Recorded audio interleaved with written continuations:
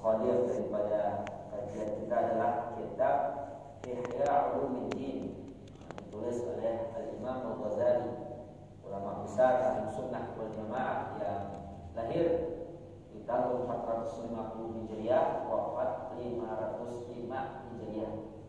Jadi beliau hanya hidup selama 55 tahun, tapi meninggalkan karya yang sangat monumental, ya, yakni Ihya Ulumuddin, yang sampai saat ini masih dikaji di timur dan di barat, bukan hanya oleh para ulama, tapi oleh para pemikir, psikolog, ahli sosial, ahli ekonomi dan lain sebagainya.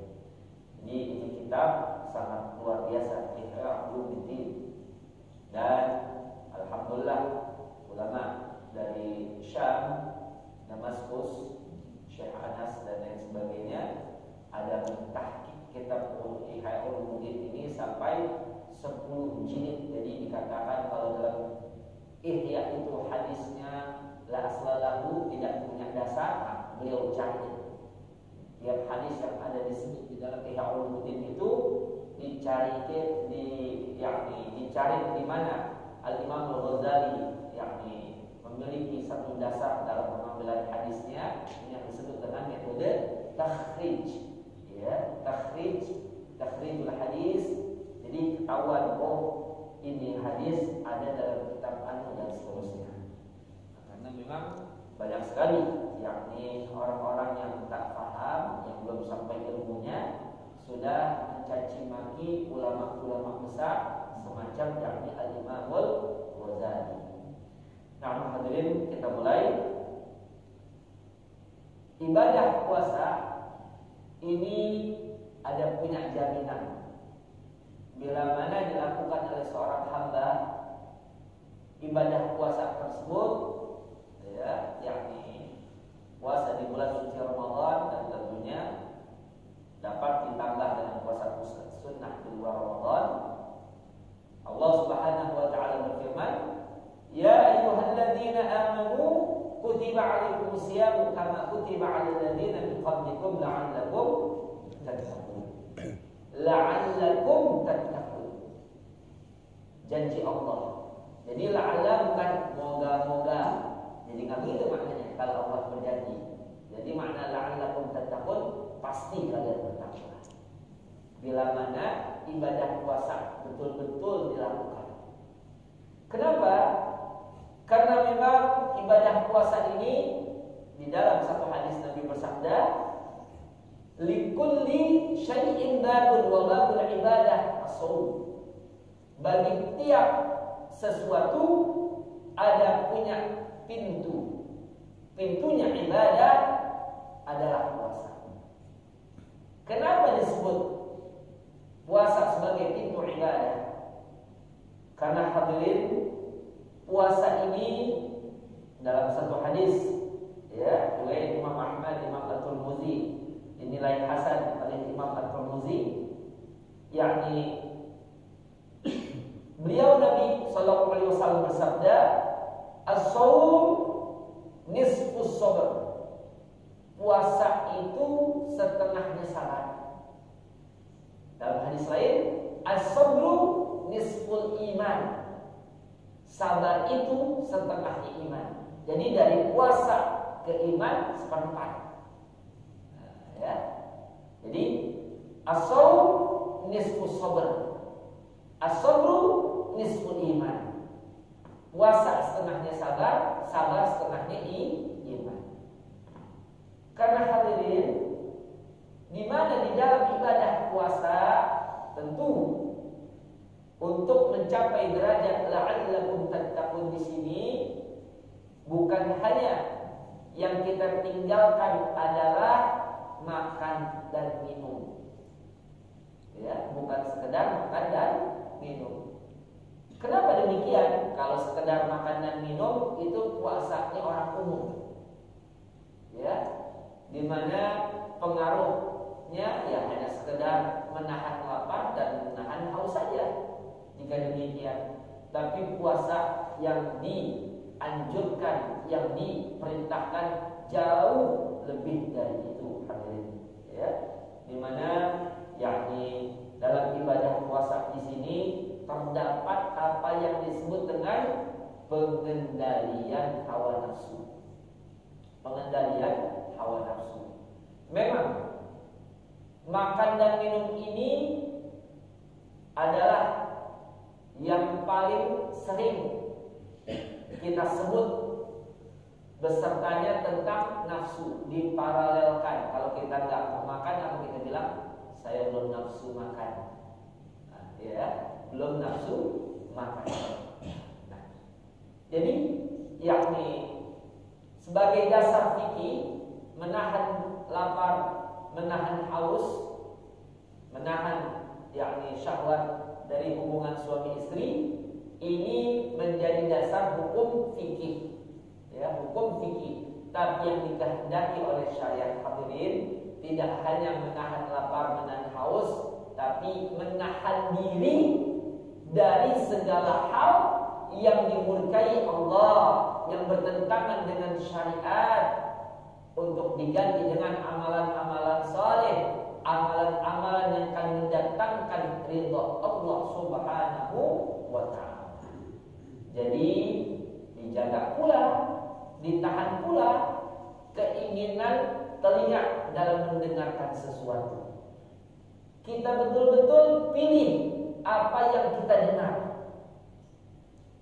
Karena ini telinga adalah amanah, titipan Allah. Harus kita jaga betul-betul ini pendengaran. Harus perkataan yang baik, perkataan yang mendatangkan ridha Allah, yang manfaat, yang maslahat untuk kehidupan kita di dunia dan di akhirat.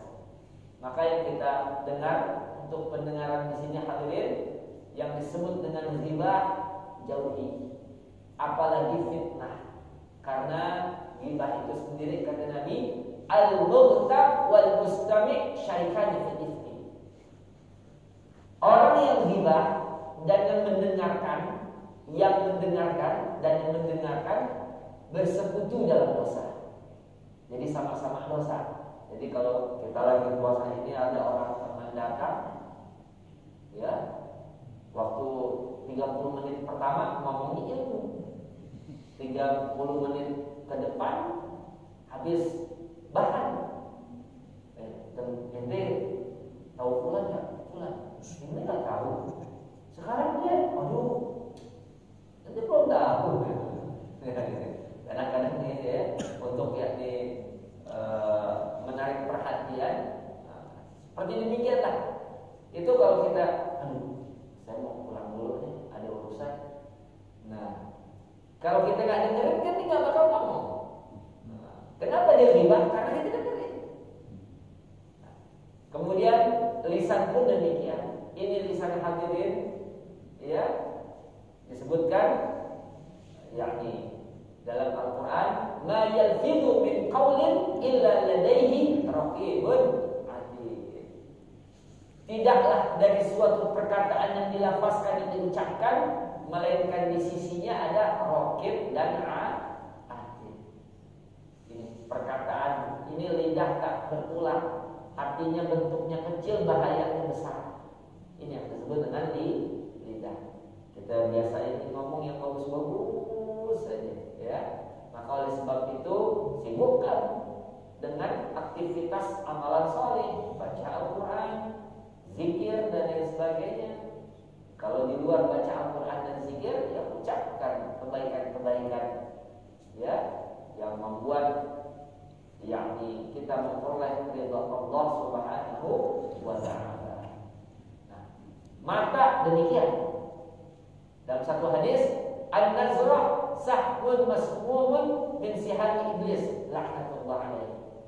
Memandang itu salah satu panah beracun iblis. Ini memandang. Siapa yang meninggalkan memandang yang bukan-bukan yang diharamkan karena takut kepada Allah, niscaya Allah berikan rasa manis iman di hati. Jadi kalau kita ibadah baca Quran kok tumbennya kagak enak, bukan bacanya kagak enak, perasaan hati pengen udahan aja, ya, kayaknya ya Allah, zikir kayaknya hambar, mungkin kita bisa lihat. Habis lihat yang tidak ya. Jadi kalau kita benar jaga ya ini mata, maka insya Allah ada rasa manis iman. Kita zikir, ada sebentar kita zikir, enak, nyaman, tenang, ya, ada ketentraman di dalam hati. Baca Quran pun enak, tenang, demikian hadirin. Ya, kuncinya dalam melakukan satu ibadah. Kenapa demikian? Karena selain pendengaran, penglihatan, ucapan, kemudian gerak langkah, tangan dan sebagainya, ini semua disebut di dalam Al-Quran. Kelak nanti pada masanya, ya, yakni al-yawma nakhtimu ala afwahihim wa tukallimuna aydihim wa tashhadu arjuluhum bima kanu yaksibun. Pada hari di saat kami kunci mulut mereka. Ada kebiasaan bohong di akhirat masih ke bawah. Saat itu nggak bisa bohong, kenapa? Dikunci. Ya. Berbicara kepada kami tangan mereka. Berbicara kepada kami tangan mereka. Ya. Seperti apa saat tangan berbicara? Wallahu a'lam. Wallahu a'lam. Tapi gambarannya, tamsilnya di dunia sudah kita lihat. Walaupun hakikat kelak nanti di akhirat kita tetap tidak tahu. Yang wajib adalah kita imani. Tangan itu berbicara, kita imani saja. Tapi di dunia gambarannya apa hadirin? Ada orang mojok sendirian, tapi lagi ngobrol. Ngobrolnya pakai mulut atau pakai tangan? Pakai tangan. Lagi WA, nulis WA, ngobrolnya pakai tangan. Kalau sekarang orang lebih banyak bicara, ngobrol, itu pakai tangan bukan pakai mulut. Masya Allah. Ya. Kemudian kaki mereka menjadi saksi. Ya, kaki menjadi saksi. Ini disebut dengan tibah atau mutabaqah. Jadi kalau disebut tangan berbicara, kaki pun bakal berbicara. Atau sebaliknya, tangan pun akan menjadi saksi. Demikian hadirin sekalian. Ya. Jadi indera-indera kita semua ini akan menyaksikan amalan yang pernah kita perbuat di alam dunia. Nah, puasa seperti itu, ya, mendidik jiwa, hati, pikiran untuk selalu taat kepada Allah. Ini bukan hal yang mudah. Karena keinginan nafsu kita ini hadirin pengen dengar yang kagak-kagak, pengen banget dengar aib orang, ya Allah, ya. Pengen sekali membicarakan keburukan orang. Ini betul-betul kita upayakan jangan sampai nafsu ini menguasai kita. Karena apa? Karena yang disebut dengan Ramadan, musuh kita hilang satu. Ya, kan ada dua hal negatif dan dua yang positif yang Allah ciptakan. Yang positif, bisikan malaikat dan akal. Yang negatif, bisikan setan dan hawa nafsu. Setan Ramadan dibelenggu, diikat. Di bulan Ramadan dibelenggu, diikat. Jadi tinggal nafsu doang ini. Ternyata nafsu lebih jahat, bahaya daripada 700 setan. Ini nafsu. Nah, musuh kita hilang satu. Ustaz, kalau yang namanya Ramadan banyak sih orang yang maksiat, katanya setan dibelenggu. Jawabannya apa? Nafsu. Yang dibelenggu itu setan dari bangsa jin. Dari bangsa manusia mah kelihatan. Karena memang disebut di dalam Al-Quran, wa kadzalika ja'alna likulli nabiyyin aduwwan syayatinal insi wal jin. Yuhi ba'dhum ila ba'dhin zukhrufal qawli ghurura. Demikianlah kami jadikan bagi tiap nabi ada memiliki musuh. Likulli nabiyyin aduwwan. Tiap nabi ada punya musuh. Siapa musuh para nabi? Syayatinal insi. Setan dari bangsa manusia wal jin, dan juga dari bangsa jin. Berarti ada setan dari bangsa manusia. Bagaimana ukuran setan setan kalau maksiat sudah ngajak-ngajak orang namanya setan. Gitu. Sampai maksiat ngajak orang dulu namanya setan. Ya. Jadi yakni demikian dalam surah An-Nas pun disebut minal jinnati wan nas. Bahkan ulama mengatakan setan dari bangsa manusia itu lebih dahsyat dari setan dari bangsa jin. Karena kalau dari bangsa jin, kabur. Antum coba baca 100 kali setan dari bangsa manusia udah dapetin antum sampai kagak kagak.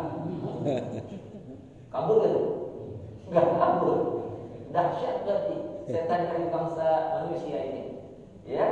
Nah, jadi mendidik hawa nafsu hadirin, ini nafsu pengennya yang kagak-kagak. Nafsu umumnya lah amar bisu, memerintahkan kepada keburukan. Tapi nafsu tidak melulu buruk. Ada nafsu yang disebut an-nafsul mutmainnah. Nafsul mutmainnah yang kita tekan ini nafsul amarah, nafsul lawamah, ya, nafsu yang selalu berada dalam ketidakpuasan, nafsu yang selalu mengajak kepada kemaksiatan. Itu yang kita kalahkan, kita kendalikan. Nafsu mutmainnah lah yang harus dihidupkan. Karena kelak seorang hamba akan mendapatkan panggilan mesra dari Tuhannya saat menjelang ajal datang tiba, sesaat sakaratul maut tiba. Ya ayyatuhan nafsul mutmainnah. Nah, ini menurut para ulama tafsir hadirin, ini akan dibisikkan kepada hamba mukmin yang telah lewat perjuangan dan pengorbanannya dalam menjalani kehidupan dunia karena telah sukses dalam mengendalikan hawa nafsunya. Ya ayyatuhan nafsul mutmainnah, wahai jiwa yang tenang, irji'i ila rabbika radiyatan mardiyah. Kembalilah kepada Tuhanmu dengan ridha meridai. Wadkhuli fi ibadi, fadkhuli fi ibadi wadkhuli jannati. Maka masuklah ke dalam golongan hamba-Ku yang saleh, masuklah ke dalam surga. Jiwa yang tenang. Kenapa tenang? Udah lewat perjuangan dan pengorbanan. Kalau kita tidak berjuang, tidak berkorban dalam mengendalikan hawa nafsu, dalam melawan hawa nafsu, nggak mendapat ini. Ya, bisikan tersebut nggak dapat predikat daripada nafsul mutmainnah. Penting hadirin ya. Kenapa di dalam syariat Islam nafsu bukan dibunuh, nafsu bukan dihilangkan secara menyeluruh, tidak, tapi nafsu dikendalikan. Sebab kalau nafsu itu dibunuh, maka manusia akan berhenti berketurunan. Nah, ya. Tapi bagaimana untuk nafsu syahwat tersebut harus dengan cara yang halal yang diperintahkan syariat. Ya, kita udah paham tentang munakahat tentunya. Kenapa demikian? Karena kalau sembarangan hadirin, manusia bisa rendah daripada binatang. Ya. Jangankan zina, yang lebih dahsyat lagi sekarang hadirin, na'udzubillah, laki kawin sama laki. Ada gak ayam jago kawin sama ayam jago? Manusia ada. Lebih rendah dari binatang itu. Ayam aja tahu ini jantan, ini betina. Bagaimana manusia gak bisa mengenali jantan dan betina? Na'udzubillah, lebih sesat dari binatang. Ulaika kal an'ami bal hum adall. Mereka itu laksana binatang ternak, bahkan lebih sesat. Na'udzubillah. Ya. Kenapa? Karena dikuasai oleh hawa nafsunya. Sudah gemar cinta dengan kemaksiatan. Na'udzubillah. Nah, jadi wa'ala kulli hal, kalau nafsu dihilangkan menyeluruh, enggak ada lagi perbedaan nikmat lezatnya makanan yang lezat dengan yang tidak lezat. Coba aja. Kalau yang namanya makan nasi mandi pakai nafsu kan? Oh, pakai nafsu kan? Masya Allah. Ya, kalau nggak ada nafsu, makan nasi mandi sama nasi biasa yang sama. Karena enak kali ini. Nah, gitu. Itu namanya nafsu. Ya. Nah, kita letakkan betul-betul pada tempatnya. Dan tidak ada lagi yang namanya keindahan pemandangan. Ini masjid kita kalau mihrab kayak gini, cakep gak dia? Nah, aduh pengen. Kalau dia kayak gini kan, ada nafsu. Ini artinya satu nafsu yang dibenarkan, keinginan yang dibenarkan. Mencintai apa? Kreasi seni. Demikian. Kalau udah bicara nggak ada seni, ya mau yang bagaimana itu mau dengerin terserah aman. Ya. Pemandangan alam indah pakai nafsu kan? Pakai. Ya. Suara yang merdu pakai. Kalau nggak ada nafsu, suara yang merdu yang fals sama aja. Ya. Jadi demikian hadirin sekalian. Jadi nafsu itu dikendalikan. Oh, begini boleh.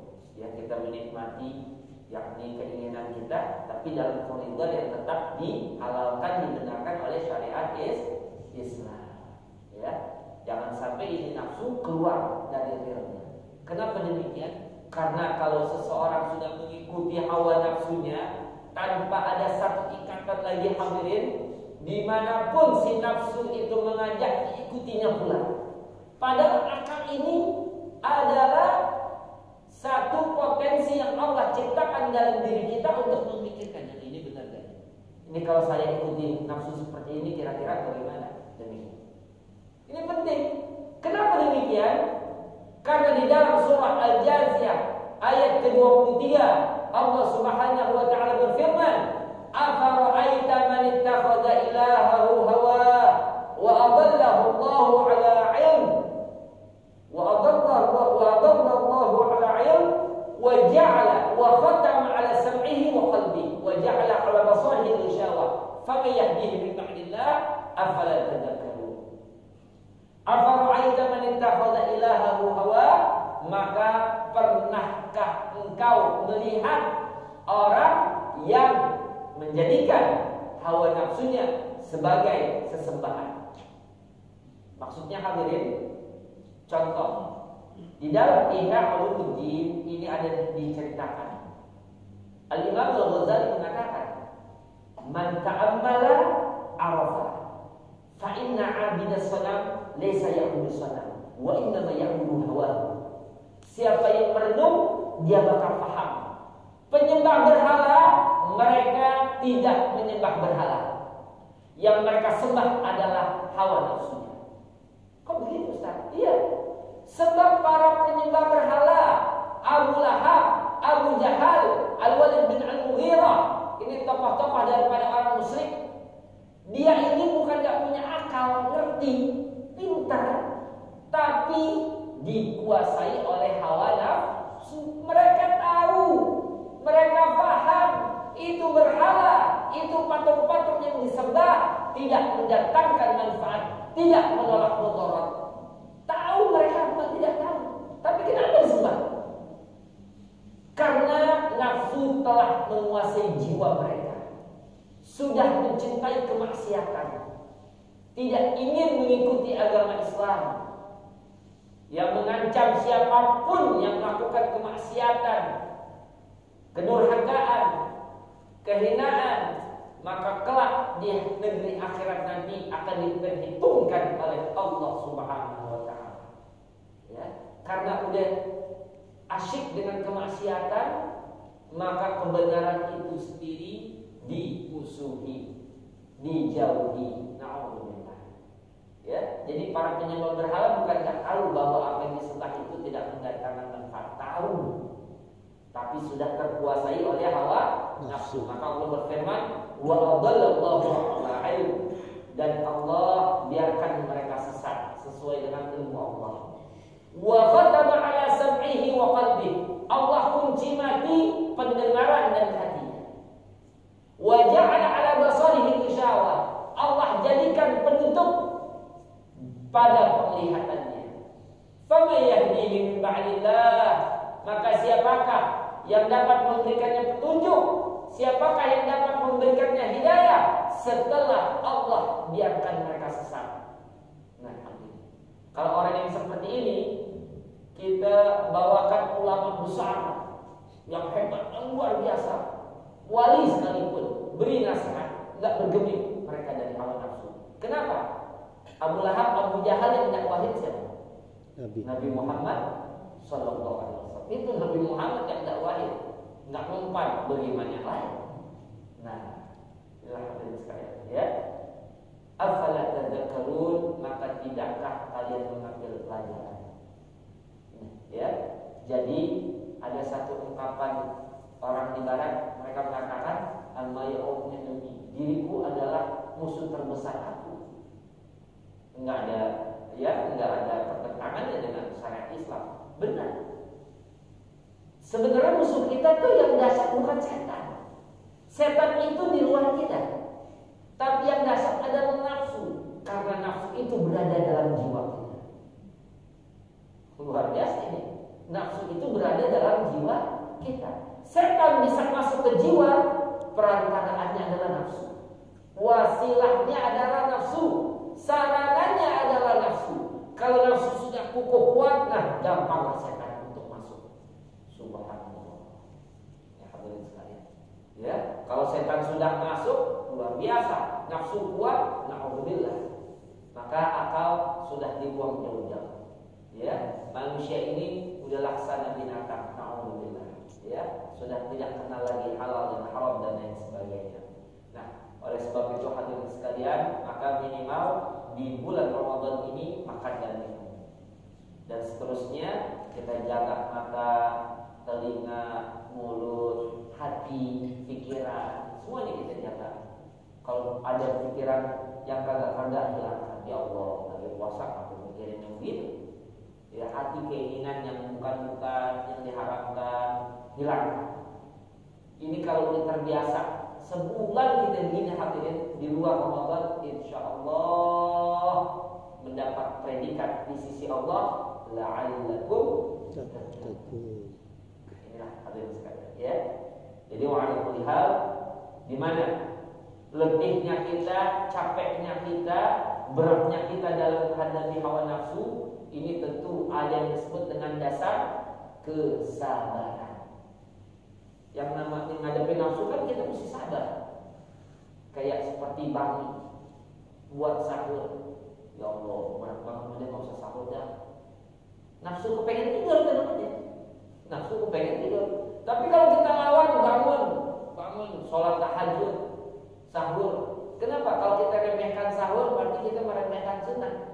Ya, kata Nabi, tasaharu fa inna fis sahur barakah. Sahurlah kalian karena dalam sahur itu ada keberkahan. Atau tasaharu walau bijur'ati ma'in. Sahurlah walaupun dengan seteguk air. Kalau kita masih kenyang, ya Allah masih kenyang banget nih, semalam makan sampai nambah. Udah minum segelas, niatin sahur, dapat pahala sahur. Habis ya, wa'ala kulli hal, hal-hal yang sunnah dalam bulan Ramadan ini lakukan. Kenapa? Karena pahala sunnah mendapatkan ganjaran balasan pahala dengan pahala wajib. Subhanallah. Jadi pahalanya pahala wajib, luar biasa besarnya. Ya. Dan puasa ini dasarnya adalah kesabaran, di mana amalan soleh bila dilakukan dengan kesabaran, apa Allah firmankan? Innama yuwaffas sabiruna ajrahum bighairi hisab. Sesungguhnya orang-orang yang bersabar diberikan ganjaran balasan oleh Allah tanpa hisab, tanpa takaran, tanpa perhitungan. Kenapa hadirin? Karena amalan secara umum itu kelipatan 10 sampai 700 kali lipat. Tapi kalau dilakukan dengan kesabaran, udah beda. Maka disebut ya dalam satu hadis, kullu amal ibni adam lahu ila siyam fa innahu li wa ana jazzibi. Dalam satu hadis sahih riwayat Al-Imam Al-Bukhari, ini hadis qudsi, Allah berfirman sebagaimana Nabi sabdakan, amalan manusia itu untuknya kecuali puasa. Puasa itu untukku, kata Allah. Akulah yang memberikan ganjaran. Jadi pahalanya puasa hadirin kita tidak tahu berapa banyak. Bisa 1 miliar kali lipat, bisa. Atau jauh lebih besar dari 1 miliar kali lipat, 1 triliun kali lipat, boleh jadi.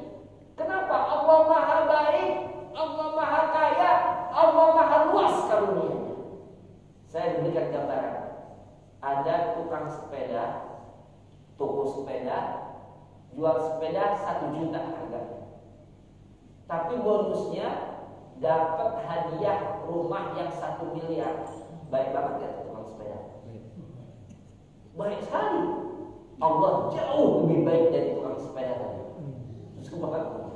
Jangankan rumah 1 miliar, ya kan? Berlipat-lipat aja. Ini Allah Maha Kaya, Allah Maha Baik, Allah Rahman, Allah Rahim. Tinggal gimana kita. Selama hayat masih dikandung badan, harus semangat kita untuk beribadah. Karena bulan Ramadan ini bulan sebaik-baiknya bulan untuk umat Nabi Muhammad SAW.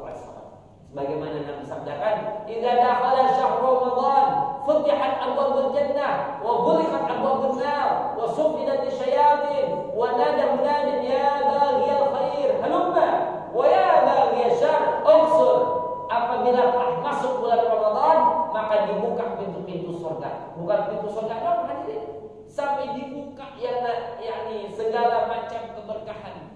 Malaikat turun mendampingi hamba-hamba Allah yang saleh, yang beribadah, mendoakan kita semua. Ya, ini malaikat yang diutus oleh Allah Subhanahu wa taala di bulan Ramadan. Ya, alam-alam, ya semua langit bumi semuanya bergembira. Ya, setan-setan dibelenggu, pintu neraka ditutup. Seorang penyeru pun berseru, "Wahai orang yang hendak melakukan kebajikan, amalan saleh, amalkan, lakukan. Wahai orang yang hendak melakukan keburukan, kemaksiatan, berhentilah kamu." Ya, inilah kajian kita pada pagi hari ini.